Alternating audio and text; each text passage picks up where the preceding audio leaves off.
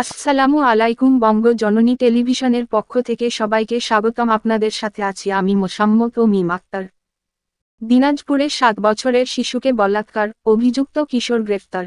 দিনাজপুরে 7 বছরের এক শিশুকে বলাৎকারের অভিযোগে 16 বছর বয়সের এক কিশোরকে গ্রেফতার করেছে পুলিশ।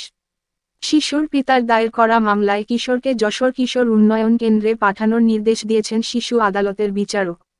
পুলিশ সূত্রে জানা যায়, গত 10ই নভেম্বর রবিবার সন্ধ্যায় মোহাম্মদ জীবন, 16, নামের এই কিশোর উপশহরের 7 নম্বর ব্লকে শিশুটিকে তার নানির বাড়ির সামনে প্রলোভন দেখিয়ে খেলার মাঠের পাশের জঙ্গলে নিয়ে যায় এবং সেখানে তাকে বলাৎকার করে।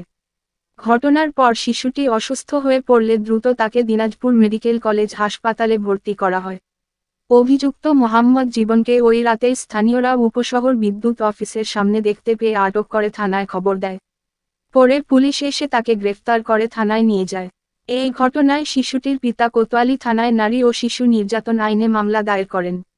কোতোয়ালী থানার ভারপ্রাপ্ত কর্মকর্তা ওসি মতিউর রহমান জানান, শিশুর পিতার মামলার প্রেক্ষিতে কিশোরকে গ্রেফতার করে আদালতের নির্দেশে কিশোর উন্নয়ন কেন্দ্রে পাঠানো হয়েছে। দিনাজপুর কোতোয়ালী থানায় উপশহরে একটি শিশু বলাৎকারের ঘটনা ঘটেছে। আইনের সাথে সংঘাতে জড়িত শিশু জীবনকে আমরা গ্রেফতার করছি। এই ঘটনা জানার পরে আমরা আইনগত ব্যবস্থা নিয়ে আসলে করে ফেলতেছি।